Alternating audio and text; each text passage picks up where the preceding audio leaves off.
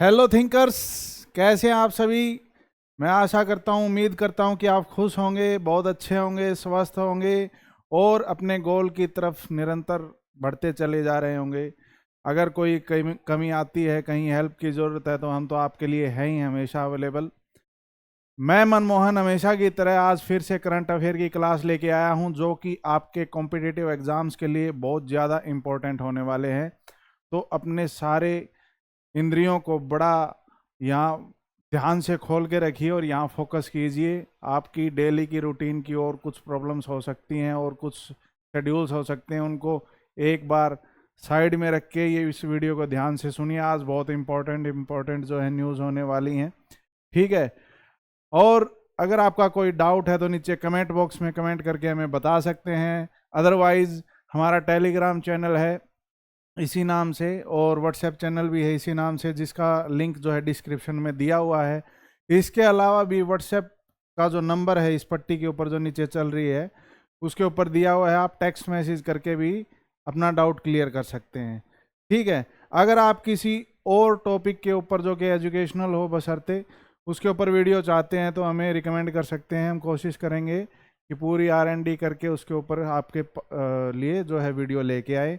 अगर आप इस चैनल पे नए हैं तो इस चैनल को सब्सक्राइब कर दीजिए और इस वीडियो को ज़्यादा से ज़्यादा लाइक एंड शेयर कीजिए और कमेंट कीजिए, अपने यार दोस्तों के पास शेयर कीजिए ताकि वो भी इस जो संगम का जो है लाभ उठा सकें।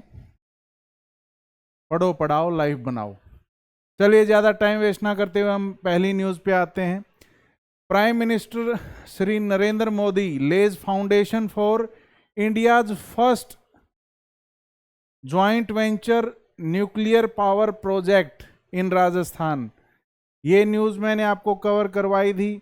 इसके पीछे मेरे दो उद्देश्य है दोबारा कवर करवाने के। एक तो मुझे पता है, मुझे पूरी उम्मीद है कि आपके खोपड़े में से ये चीज़ें एक पर्टिकुलर इंटरवल ऑफ टाइम के बाद ऑटोमेटिक वो वाला केस हो जाता है कि भोला वो वाला, ठीक है। तो उसको रिवाइज करने के लिए सेकंड राजस्थान की बात चल रही है, तो जैसा कि हम करते ही हमारी प्रैक्टिस का हिस्सा है कि किसी न्यूज़ के अंदर कोई स्टेट आता है तो कोशिश करते हैं कि उसकी स्टैटिक जीके के ऊपर जो है ध्यान दिया जाए उसको कवर करने के लिए।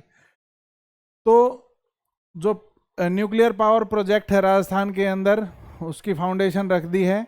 और ये जॉइंट वेंचर है किस किस का?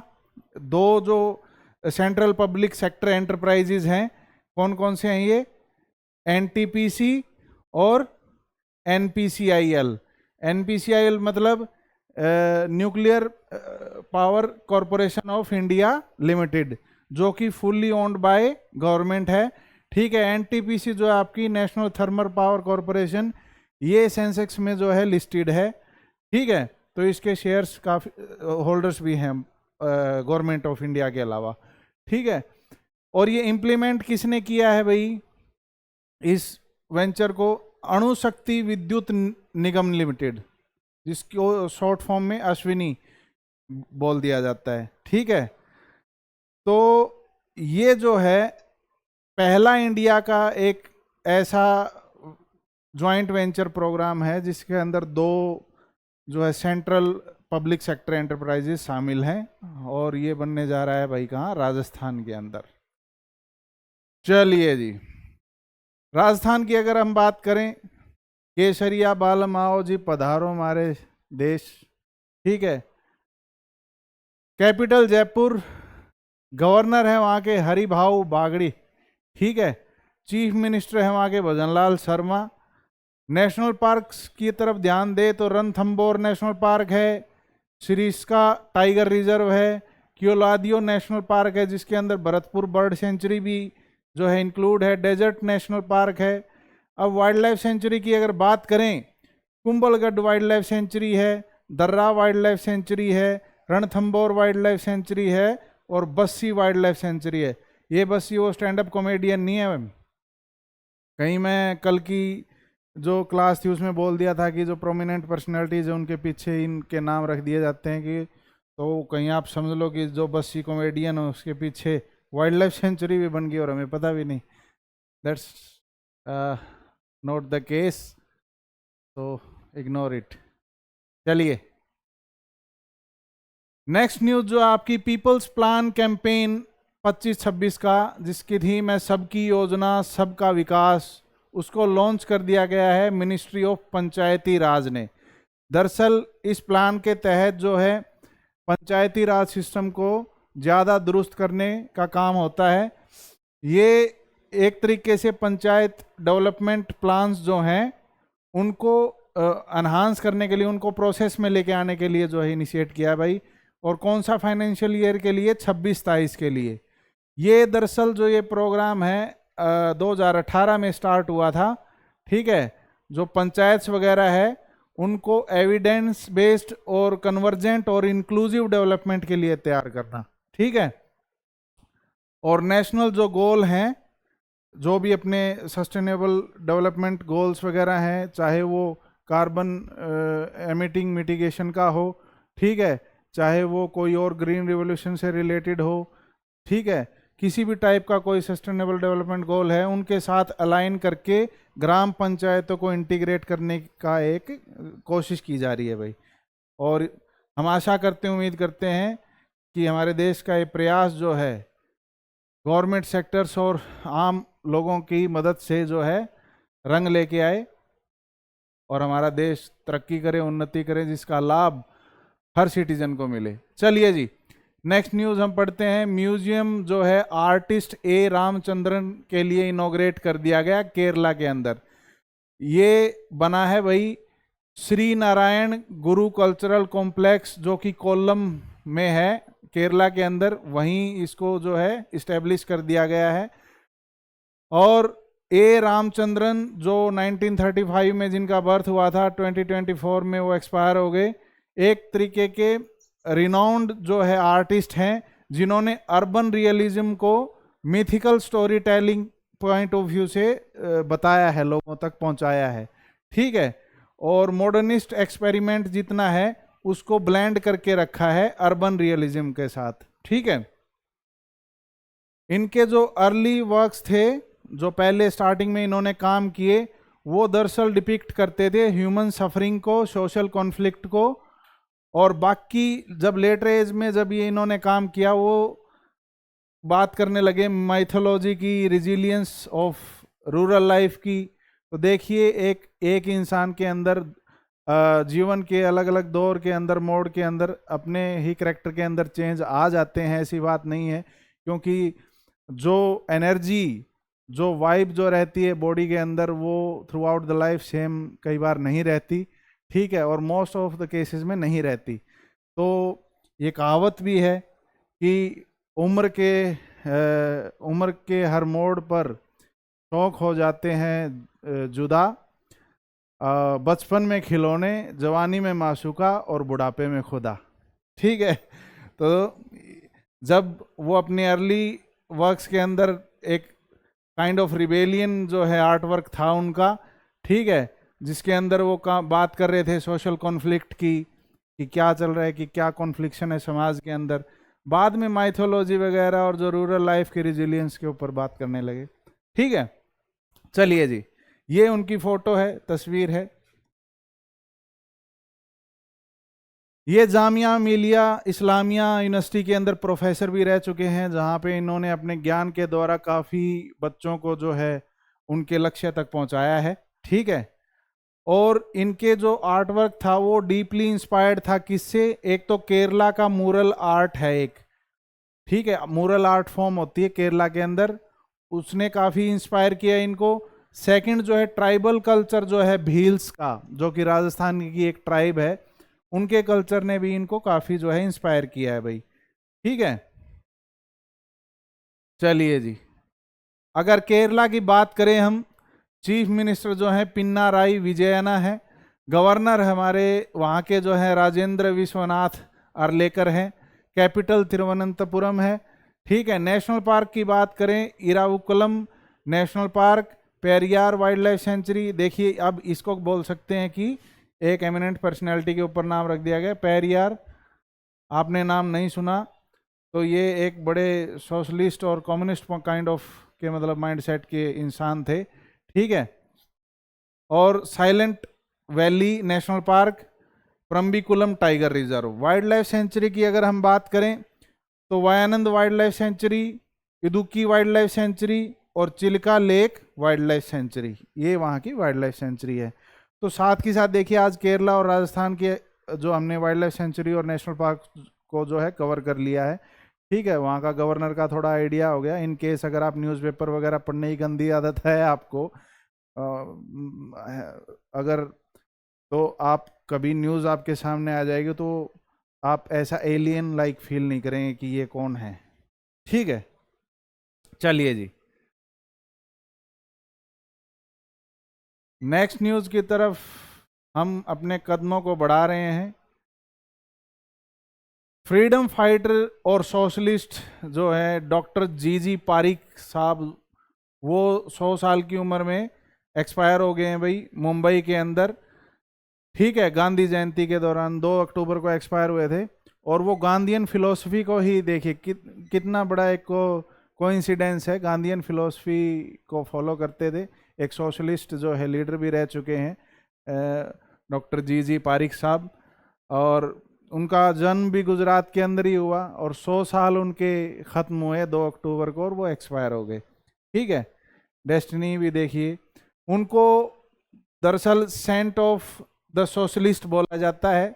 जो सोशलिस्ट माइंडसेट के लोग हैं उनका संत की उपाधि इनको मिली है, क्योंकि जो उनका नेचर है, सिंप्लिसिटी है उनके अंदर, एक कमिटमेंट है, एक मोरल जो करेक्टर है उनका, एक डिग्निटी है उसके अंदर। ठीक है, और ये इनका जन्म हुआ था भाई 30 दिसंबर 1924 को सुरेंद्र नगर गुजरात के अंदर।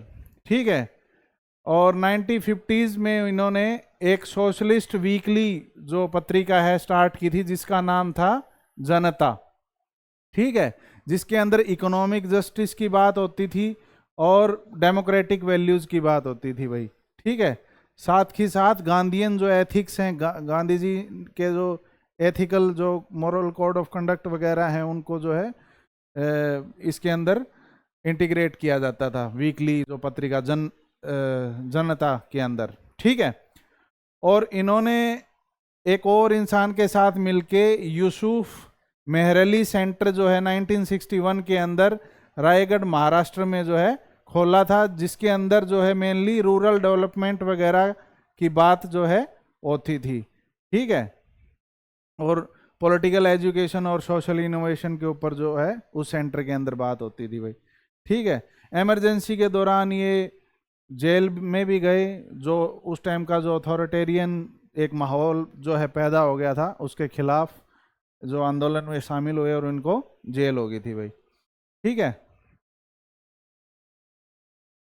नेक्स्ट है, ये उनकी फोटो है, आप देख सकते हैं, पीछे गांधी जी हैं, आगे बैठे।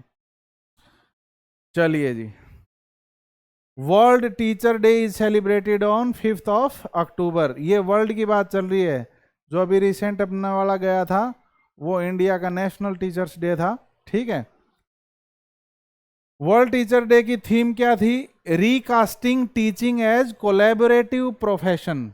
ठीक है, एक टीचिंग जो प्रोफेशन को एक तरीके से रिकास्ट दोबारा इस तरीके से डेवलप किया जाए कि वो एक कोलैबोरेटिव जो है प्रोफेशन हो, ना कि एक इंसान को ध्यान में रखते हुए और एक इंसान का ही प्रयास वो लगे, ऐसा नहीं लगना चाहिए। सबका सामंजस्य, सबका साथ जो है उसके अंदर हो उस प्रोफेशन के अंदर। ये इस्टेब्लिश किसने किया था? यूनाइटेड नेशन, यूनेस्को ने, जिसकी फुल फॉर्म क्या है? United nation educational scientific and cultural organisation भाई। ठीक है, कब? 1994 के अंदर, 1994। चलिए, 6 अक्टूबर को ऑब्जर्व किया जाता है वर्ल्ड सेरिब्रल पाल्सी। ठीक है, ये सेरिब्रल पाल्सी क्या होता है कि आपके ब्रेन के अंदर कोई परमानेंट डैमेज हो जाए और उसकी वजह से आपकी जो मसल्स मूवमेंट है उनके ऊपर बहुत नेगेटिव इम्पैक्ट पड़े कि आप ढंग से चल फिर नहीं सकते। ठीक है, और जो कोऑर्डिनेशन है बॉडी का वो उसको बनने में बहुत मुश्किल हो, तो ऐसी कंडीशंस के अंदर जो ब्रेन डैमेज जब हो जाता है इसको बोलते हैं सेरिब्रल पाल्सी भाई। अब की बार वाली थीम क्या थी? थीम थी यूनिक एंड यूनाइटेड, ठीक है। और ये 6 अक्टूबर को जो है ऑब्जर्व किया जाता है इस डे को। और 1853 के अंदर डॉक्टर जॉन लिटल ने जो है इसको रिकॉग्नाइज किया था और इसके ऊपर स्टडी की थी भाई। और उन्होंने ये भी बोला कि सेरिब्रल पाल्सी जो है बर्थ के दौरान, जब मतलब बर्थ हो रहा होता है, बच्चे का जन्म हो रहा होता है, तब भी जो है सेरिब्रल पाल्सी हो सकती है। लेबर के दौरान जब डिफिकल्टी होती है, लेबर फोर्स लगता है, ठीक है, लेबर पेन के दौरान अगर कुछ मॉडिफिकेशन अगर ब्रेन के अंदर बच्चे के अंदर हो गए तो सेरिब्रल पाल्सी हो सकती है। उसके बाद डॉक्टर जो सिगमंड फ्रॉयड हैं, उन्होंने पहले इंसान है, उन्होंने बोला कि जब बच्चा जो है वोम्ब के अंदर है, ठीक है, माँ के गर्भ के अंदर है, तब भी ये कंडीशन जो है सेरिब्रल पाल्सी क्रिएट हो सकती है। क्योंकि बाय चांस अगर लेडी को कोई चोट वगैरह लग गई और उसका इम्पैक्ट जो है बाय चांस जो है बच्चे के ब्रेन के ऊपर चला गया, तो ऐसी सिचुएशन जो है क्रिएट हो सकती है भाई, ठीक है। Change my world in 1 minute world cerebral palsy alliance के साथ मिलके यूनाइटेड सेरिब्रल पाल्सी ने वर्ल्ड सेरिब्रल पाल्सी को 2012 में रिकॉग्नाइज किया। अल्टीमेटली ये बात याद रखो बस कि 2012 में इस डे को जो है रिकॉग्नाइज किया गया भाई, ठीक है। चलिए जी, नेक्स्ट न्यूज आपकी जनरल अवेयरनेस के लिए कि बिहार इलेक्शन आने वाले हैं और ये 2 फेज में होंगे, 6 और 11 नवंबर को। और 14 नवंबर को इसका रिजल्ट आपके सामने होगा। देखते हैं अब की बार क्या होता है बिहार के अंदर, ठीक है। All eyes on Bihar. Indian coast guard ship Akshar commission हो चुकी है भाई। जो एक अक्सर शिप है कोस्ट गार्ड की, वो कमीशन हो चुकी है 4 अक्टूबर को। कहाँ पे? काराइकल पुडुचेरी के अंदर, ठीक है। ये सेकंड वेसल है अदम्य class fast patrol vessel series की, ठीक है। ये एक फास्ट पेट्रोल वेसल की एक सीरीज है अदम्य, उसके अंदर ये ऐसी सेकंड वेसल है भाई, ठीक है, जिसको बनाया है किसने? गोवा शिपयार्ड लिमिटेड ने, ठीक है। और अक्सर जो है एक तरीके से इंडिजिनस डिफेंस मैन्युफैक्चरिंग सिस्टम को जो है प्रूव करती है, क्योंकि हमने इंडिजिनसली इसको बनाया है, ठीक है, हमारे देश के अंदर बनी है। तो आत्मनिर्भर भारत और मेक इन इंडिया जैसी जो इनिशिएटिव हैं वो भी काम करते दिखाई दे रहे हैं यहाँ पे। और अक्सर जो है उसका मतलब होता है इम्पेरिशेबल, जो मतलब खराब ना हो, ठीक है, दुरुस्त बना रहे। और अल्टीमेटली इसका ये नाम जो है सिंबलाइज करता है कोस्ट गार्ड के अनवेवरिंग कमिटमेंट्स को, जो हमारे मैरीटाइम जो बॉर्डर्स को है सिक्योर रखते हैं भाई, ठीक है। ये देखिए, अक्सर अक्सर इस दुनिया में अनजाने मिलते हैं, अनजाने, पता नहीं आगे क्या था, भूल गया। चलिए, कुछ बातें भूल जाने के लिए बनी होती हैं। बारातंग मड वोल्केनो, इंडिया का पहला मड वोल्केनो बारातंग, जो कि अंडमान निकोबार के अंदर है, रिसेंटली जो है 2 अक्टूबर को इरप्ट हो गया भाई, ठीक है। और 20 साल बाद ऐसा हुआ है, ठीक है। और जो मड वोल्केनो है वो क्या होता है कि जो डिकम्पोज्ड ऑर्गेनिक मैटर होता है अर्थ की लेयर्स के नीचे, वो अर्थ के अंदर जो गैस होती है उसके प्रेशर की वजह से मड लाइक जो सिस्टम बन जाता है उसको बाहर धकेल देता है, ठीक है। इसके अंदर और जो वैसे लावा वाला वोल्केनो है उसके अंदर डिफरेंस बहुत यही होता है कि वो जो लावा होता है वो हीट ज़्यादा होती है उसके अंदर। ये जनरली जो है एक कूल टेम्परेचर नॉर्मल टेम्परेचर में होता है। और वो जो वोल्केनो है उसका इरप्शन जो है एक तरीके से आप ज़्यादा मतलब इंटेंसिटी ज़्यादा होती है उसके इरप्शन की, लेकिन ये ज़्यादा इंटेंस नहीं होता, ठीक है। आराम से ऐसे बुलबुला टाइप निकलते रहेंगे मिट्टी के, ठीक है। तो ये है इन दोनों के बीच में डिफरेंस। अगर बात की जाए सिदाउर जो मड फ्लो जो है, जो कि इंडोनेशिया में है, वर्ल्ड का सबसे बड़ा मड वोल्केनो है भाई। ठीक है, ये कुछ ऐसा दिखता है, देखिए।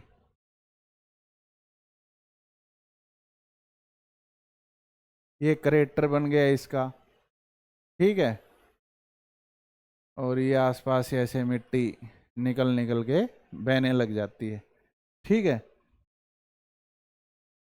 चलिए जी, 150 साल पूरे हो चुके हैं नेशनल सॉन्ग के, वंदे मातरम के। जैसा कि मैंने आपको एक दो न्यूज़ में पहले भी, मलयज शीतलम केरला के अंदर, जो जब मैं आपको न्यूज़ कवर करवा रहा था अपनी रेड सेंडर्स की, जो लाल चंदन की, तब भी मैंने आपको बताया था।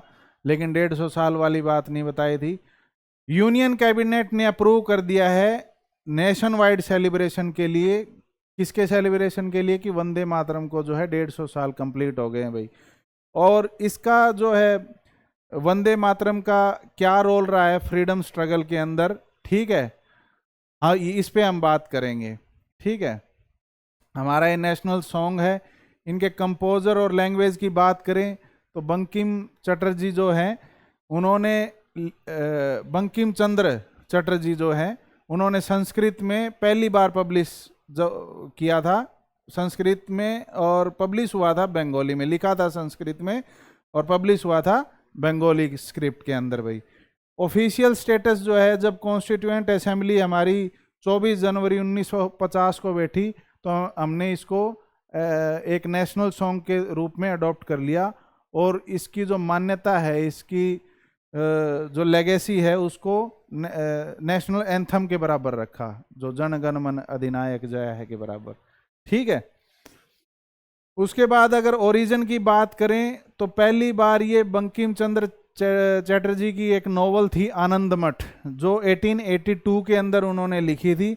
उसके अंदर जो है कुछ 6 लगभग डिवोशनल स्टैंजा थे, जो कि भारत माता जो एक डिवाइन डेटी के की जो बखान किया गया है, उनकी जो है मतलब उनके प्रेज में जो है ये स्टैंजा लिखे गए थे। पैट्रियोटिक पॉइंट ऑफ जो भावना है वो उसके अंदर शामिल थी भाई, ठीक है।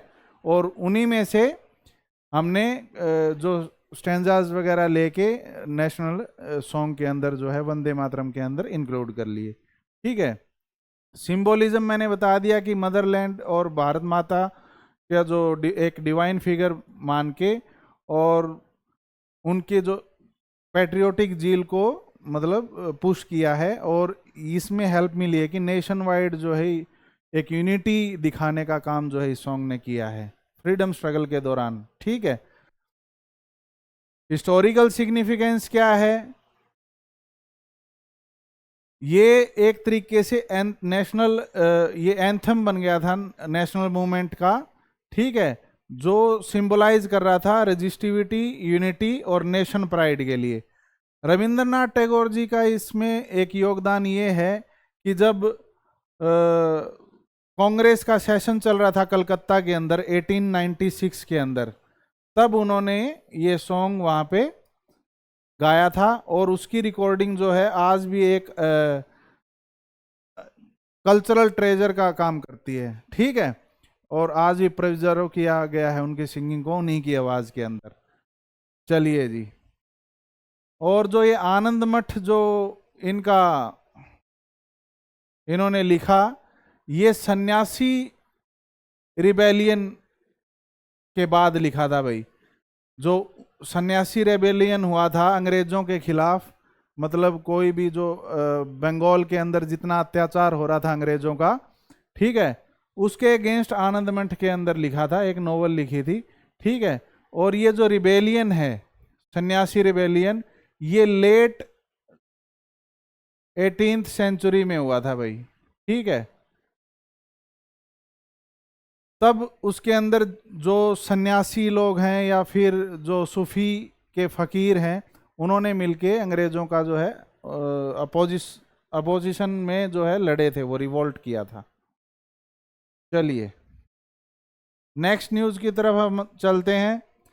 एक्सरसाइज कोंकण 2025, ये एक बायलैटरल नेवल एक्सरसाइज है कोंकण, जो कि इंडियन नेवी और रॉयल नेवी कहाँ की है, यूके की, यूनाइटेड किंगडम की, उनके बीच होती है। ठीक है, वेस्टर्न कोस्ट जो है इंडिया की वहाँ होती है। और एनुअल एक्सरसाइज है ये, 2004 से जो है ये चालू है, हर साल हम इसको जो है प्रैक्टिस करते हैं। और दो अलग अलग फेज में जो है इस प्रैक्टिस को प्रोसेस किया जाता है। पहली फेज है हार्बर फेज। ठीक है, हार्बर फेज के अंदर क्या है कि क्रॉस डेक विजिट होती है, एक दूसरे के डेक्स के ऊपर जो है जो जाते हैं ऑफिसर्स, और एक कल्चरल जो ट्रांसफॉर्मेशन है या कल्चरल जो इंट्रैक्शन जो होता है, ठीक है, एंगेजमेंट्स होती हैं। ठीक है, सेकंड फेज में क्या है, सी फेज में दरअसल ड्रिल होती है जो कि कवर करती है एंटी एयर, एंटी सरफेस और एंटी सबमरीन प्रैक्टिस जितनी भी है, वो स्किल्स आपस में जो है शेयर करती हैं भाई। ठीक है, दोनों जो पार्टीज हैं। और अगर बात करें पार्टिसिपेटिंग फोर्स की, तो इंडिया की तरफ से कैरियर बैटल ग्रुप जो जिसको लीड किया है किसने, indigenous aircraft carrier INS Vikrant ने। ठीक है, और यूके की तरफ से कौन था, यूके कैरियर स्ट्राइक ग्रुप, जिसको लीड किया है एचएमएस प्रिंस वेल्स ने, और उसके साथ एसेट्स थे नॉर्वे और जापान के। ठीक है, इन सारे एसेट्स के साथ ये एक दूसरे के साथ जो है प्रैक्टिस स्किल वगैरह जो है आपस में शेयर करते हैं। ठीक है, इससे दो तीन चीजें हैं कि एक तो वो क्या करे भाई, बोला तू तो लड़क होने में के चुपे बैठा रहूंगा, तो वो वाली बात है कि आपस में इस प्रैक्टिस के दौरान जो है एक तो जो ऑफिसर्स हैं और जो और बाकी के सैनिक हैं, उनका जो वॉर टैक्टिक्स हैं उनकी प्रैक्टिस होती रहती है। सेकंड जो है, एक यूके के साथ जो एक विजन है उसके अंदर प्रोग्रेसिव और डिप्लोमेटिक रिश्ते अच्छे होते हैं। ठीक है, और जो स्किल्स हैं उनकी वारफेयर की स्किल्स हैं वो शेयर करेंगे, तो जो एनहांसमेंट मिलेगी, इंप्रूवमेंट मिलेगी। ठीक है, जीनोबायोलॉजी, जीनोबायोलॉजी एक वर्ड है एक तरीके से। जीनोबायोलॉजी का मतलब है जो एलियंस की स्टडी करना। ठीक है, जीनोज का ग्रीक के अंदर मतलब होता है एलियन। ठीक है, मतलब उनकी कार्बन कंपोजिशन वगैरह, ठीक है, उनका और बाकी स्ट्रक्चर के ऊपर जो है रिसर्च करना, उसको बोलते हैं जीनोबायोलॉजी। साइक्लोन शक्ति की अगर बात करें तो ये नॉर्थ ईस्ट अरेबियन सी के ऊपर फॉर्म हुआ था। ठीक है, और धीरे धीरे इंडियन कोस्ट जैसो है दूर चला जा रहा है, और इसका नामकरण किसने किया, श्रीलंका ने। ठीक है, और ओरिजिन कहाँ पे हुआ इसका, वैसे तो अभी मैंने बताया था। ठीक है, लेकिन गुजरात के पास जो है द्वारका जो है गुजरात के अंदर, उसके आसपास जो इसका ओरिजिन हुआ। ठीक है, जो इनिशियल मूवमेंट है इसकी नॉर्थ वेस्ट वार्ड में, बाद में शिफ्ट कर गया वेस्ट साउथ वार्ड के अंदर, और एक्सपेक्ट किया जा रहा है कि जो सेंट्रल अरेबियन सी है ये उसकी तरफ बढ़ता जा रहा है भाई। ठीक है, कंडीशन क्या है इस साइक्लोन के फॉर्म होने की, ऑब्वियस ही बात है, मैंने साइक्लोन वगैरह, टाइफून वगैरह, ठीक है, और विली विली और टोर्नाडो, ये अलग अलग जो अलग अलग जगहों पे इनके नाम से जाना जाता है, उसमें मैंने बेसिकली आपको कंडीशन बताई थी कि जो भी सरफेस वाटर सरफेस है उसका टेम्परेचर जब राइज हो जाता है, ठीक है, और एक एयर प्रेशर जो है क्रिएट हो जाता है, वर्टिकल विंड्स जो शेयर एक तरीके से बन जाता है, तब जो है ये एक कोरियोलिस फोर्स की वजह से सर्कुलेटिंग विंड्स जो है क्रिएट कर जाती हैं, साथ के साथ जो थंडर स्टॉर्म वगैरह को अपने साथ इंटीग्रेट कर लेती हैं। बस यहाँ भी वही फॉर्मेशन है भाई। ठीक है, डूम स्क्रोलिंग की अगर बात करें, डूम स्क्रोलिंग की मतलब यही है कि अगर आप डेली बेसिस पे और वेरी फ्रिक्वेंटली फ़ोन के ऊपर ज़्यादा नेगेटिव न्यूज़ को कंज्यूम कर रहे हैं तो वो आपके अंदर एक तरीके से एंजाइटी वगैरह और फियर ऑफ मिसिंग आउट, जिसको फोमो बोलते हैं, वैसी वैसी चीज़ें जो है आपके अंदर क्रिएट कर सकता है। ये देखिए, ये लड़का जैसे देख रहा है, ठीक है, एक तरीके से रेगुलरली नेगेटिव कंज्यूम करना ऑनलाइन, ठीक है, ये ब्रेन की फंक्शनिंग को जो है अल्टर कर देता है, चेंज कर देता है भाई, ठीक है। चलिए, ब्लिजार्ड, ब्लिजार्ड का मतलब है कि एक यूं लगा लो कि बर्फ का तूफान, ठीक है। और ये कहाँ स्ट्रक है, अभी न्यूज में क्यों था कि ईस्टर्न फेस जो है माउंट एवरेस्ट का, तिब्बत के अंदर, ये ब्लिजार्ड जो है वहाँ स्ट्रक हो चुका है, जिसकी वजह से लगभग 1000 जो ट्रैकर्स हैं वो फंसे हुए हैं कर्मा वैली के अंदर भाई, ठीक है। ब्लिजार्ड कब क्रिएट होता है कि ये मिड लैटिट्यूड के अंदर स्नो स्टॉर्म होता है, जो कि जिसके अंदर स्ट्रॉन्ग विंड होती है और टेम्परेचर जो इंग्रेडिएंट है, ठीक है, और वो उसके डिफरेंस की वजह से जो है ये क्रिएट होता है, ठीक है। पोलर और कॉन्टिनेंटल कोल्ड एयर मासिस जो हैं, जो सरफेस एरिया है, लैंड का सरफेस एरिया है, उसके अंदर से जब कोल्ड एयर जो है वो मिलती है किसके साथ, जो मैरीटाइम, जो समुद्र के ऊपर जो नमी से भरी हवाएं हैं उनके साथ जब मिलती हैं, तो ये जो है ब्लिजार्ड वगैरह क्रिएट हो जाते हैं भाई, ठीक है। शेड्यूल एम नॉर्म्स की अगर बात करें नेक्स्ट न्यूज़ के अंदर, तो रिसेंटली मैंने आपको कवर करवाया था कि राजस्थान के अंदर एक कफ सिरप की वजह से कुछ बच्चों की मौत हो गई। उज्बेकिस्तान जैसी कंट्रीज़ के अंदर भी ऐसे ऐसे जो है किस्से देखने को मिले हैं, जहाँ तो यूनियन हेल्थ मिनिस्ट्री ने डायरेक्शंस दी हैं कि शेड्यूल एम नॉर्म जो है, जो कि ड्रग्स एंड कॉस्मेटिक एक्ट का ही हिस्सा है, उसको स्ट्रिक्टली फॉलो किया जाए।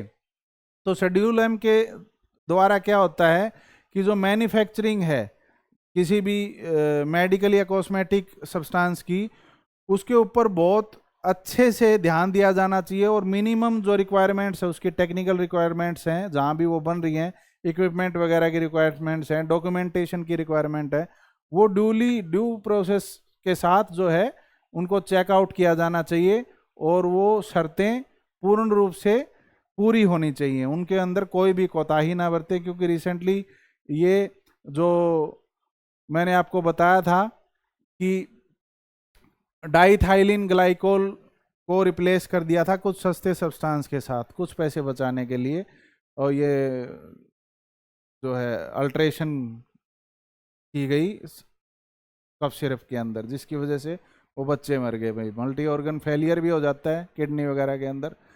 साउथ ईस्ट एशिया ने पहला कोरल लार्वा क्रायो बैंक जो है बना लिया है, ठीक है, फिलीपींस के अंदर ये बना है। और कोरल मैंने आपको पहले ही बताया कि ऐसा इनको रेन फॉरेस्ट ऑफ ओशन भी बोला जाता है, क्योंकि लगभग जो 25% जो है मैरीन डाइवर्सिटी इसके ऊपर जो है गुजर बसर करती है भाई, ठीक है। तो फिलीपींस ने जो है कोरल लार्वा का क्रायो बैंक मतलब एक्सट्रीमली लो टेम्परेचर के अंदर किसी भी जो है ऑर्गन को जो है प्रिजर्व करना, ठीक है। ये ऐसा क्यों किया, ताकि कोरल सीड्स को प्रोटेक्ट किया जा सके आगे की मैरीन बायोडाइवर्सिटी को सस्टेन करने के लिए, ठीक है। हाल फिलहाल जो क्लाइमेट चेंज के अंदर जो इनके ऊपर एक खतरा मंडरा रहा है, इनको उस चीज़ से बचाने के लिए इसको प्रिजर्व किया जा रहा है भाई। और एक तरीके से जो ये इन्होंने प्रिजर्व किया, क्रायो बैंक बनाया है, जेनेटिक सीड वॉल्ट का काम करेगा, ठीक है। और पार्टिसिपेटिंग कंट्रीज कौन कौन सी हैं, फिलीपींस तो है ही, इसके साथ साथ ताइवान, इंडोनेशिया, मलेशिया और थाईलैंड भी हैं भाई, ठीक है। उसके बाद अगर बात करें आईयूसीएन की, वर्ल्ड कंजर्वेशन कांग्रेस 2025 की यूएई के अंदर चल रही थी, ठीक है, उसमें इंडिया ने पहली बार अपनी जो रेड लिस्ट है एंडेंजर्ड स्पीसीज की वो अनवील की है, ठीक है, अबू धाबी में, और यूएई के अंदर ये कांग्रेस चल रही है। अगर बात करें आईयूसीएन वर्ल्ड कंजर्वेशन कांग्रेस की, तो ये एक क्वाड्रेनियल ग्लोबल समिट है। क्वाड्रेनियल मतलब जो कि हर 4 साल में एक बार होती है भाई, ठीक है। और इसको ऑर्गेनाइज कौन करवाता है? IUCN, मतलब international union for conservation of nature, ठीक है। और ये काफ़ी गवर्नमेंट वगैरह को, सिविल सोसाइटीज़ को, साइंटिस्ट को जो है एक प्लेटफॉर्म पे इकट्ठा लेके आता है, फिर उस पर कुछ इनोवेटिव आइडियाज़ के ऊपर बात होती है कि कैसे जो इकोसिस्टम है, बायोडाइवर्सिटी है, उसको कैसे कंजर्व किया जा सकता है सस्टेनेबली, ठीक है। चलिए जी, और ये वर्ल्ड का सबसे बड़ा और मोस्ट इन्फ्लुएंशियल जो है कंजर्वेशन पॉलिसी फॉर्म है भाई, ठीक है। होस्ट कंट्री कौन है आपकी बार वाले की? UAE, मैंने बता दिया। अगर हिस्ट्री पे बात की जाए तो जो पहली आईयूसीएन कांग्रेस थी वो 1948 में हुई थी, जस्ट आफ्टर आईयूसीएन के बनने के बाद, ठीक है। और इंडिया जो है 1969 से इसका मेंबर है भाई, ठीक है। और इससे पिछली जो कांग्रेस हुई थी वो कहाँ हुई थी? मार्शेली, फ्रांस के अंदर, जो कि 2021 में हुई थी, ठीक है। उसका मेन फोकस था जो आफ्टर कोविड, पोस्ट कोविड के बाद जो बायोडाइवर्सिटी कंजर्व के अंदर क्या क्या जो नई नई पॉलिसीज वगैरह को इम्प्लीमेंट करना है, ताकि जो है जो भी जितना बैकलॉग है उसको कवर किया जा सके, ठीक है। थीम क्या है अब की बार वाली अबू धाबी की? ये जनरली 5 जो ट्रांसफॉर्मेटिव थीम्स के ऊपर काम करेंगे, इन्होंने ऐसा बोला है, जो कुछ इस प्रकार हैं। Scaling up resilient conservation action, जो कंजर्वेशन एक्शन है उनको मोर रिजिलियंट बनाया जाए, ऐसा बनाया जाए कि वो अच्छे से काम कर पाए, उनका इम्प्लीमेंटेशन अच्छे से हो, ठीक है। एक इफेक्टिव इकोसिस्टम रिस्टोरेशन जिससे हो सके, ठीक है। उसके बाद आ जाता है रिड्यूसिंग क्लाइमेट ओवरशूट रिस्क, जो भी क्लाइमेट ओवरशूट की वजह से, ठीक है, एक नेगेटिव, कई बार बोलते हैं ना, आती है हर एक चीज़ की माड़ी आगरा, तो कोई भी चीज़ अगर जिसकी कुछ नेगेटिव इम्पैक्ट दिख रहा है तो उसको भी जो है टारगेट करेंगे, उसको ट्रैक करेंगे भाई। डिलीवरिंग ऑन इक्विटी, एक तरीके से इंक्लूसिविटी लेके आएंगे, और जस्ट मतलब एक न्यायपूर्ण जो पॉलिसीज हैं उनको अप्लाई किया जाएगा, और कम्युनिटीज को जो है इस चीज के अंदर, बायोडाइवर्सिटी कंजर्वेशन के अंदर शामिल किया जाएगा भाई, ठीक है। उसके बाद जो थीम है फोर्थ वाली, transitioning to nature positive economies and societies.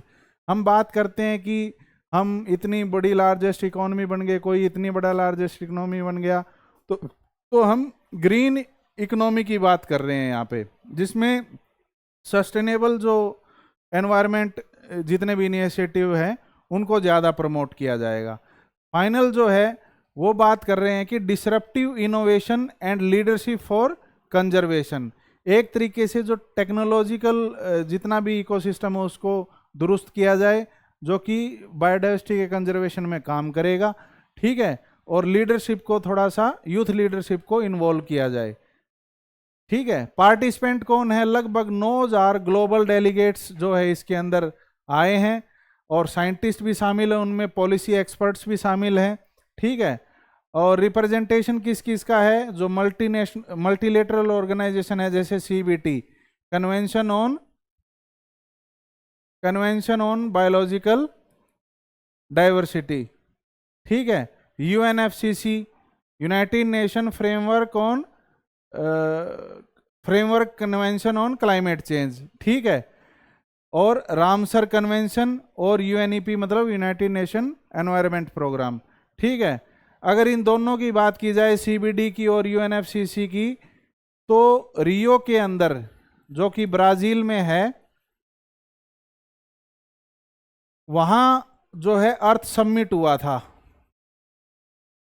Earth summit हुआ था 1992 के अंदर। तो वहां पे बेसिकली 3 कन्वेंशन जो है निकल के आई थी। उन 3 में से 2 तो ये हैं, एक तो कन्वेंशन ऑन बायोलॉजिकल डाइवर्सिटी, एक है UNFCCC जिसका United nation framework convention on climate change, और एक था UN कन्वेंशन ऑन डेजर्टिफिकेशन। ये 3 कन्वेंशन वहां से निकल के आई थी, ठीक है। तो ये रियो कन्वेंशंस बोलते हैं इनको, क्योंकि ब्राजील में वो अर्थ समिट हुई थी, वहां से निकल के आई थी। चलिए नेक्स्ट हम अगर ध्यान दें तो नेट पोलर एक्स 2025 एक तरीके की coast guard, Indian coast guard और इंडियन नेवी के बीच की जो है नेवल एक्सरसाइज है, जो कि कहां कंडक्ट करवाई गई, तमिलनाडु के अंदर। ठीक है, और इसके अंदर होस्ट किसने किया, इंडियन कोस्ट गार्ड ने भाई। ठीक है, जो कि चली है 5 से 6 अक्टूबर तक।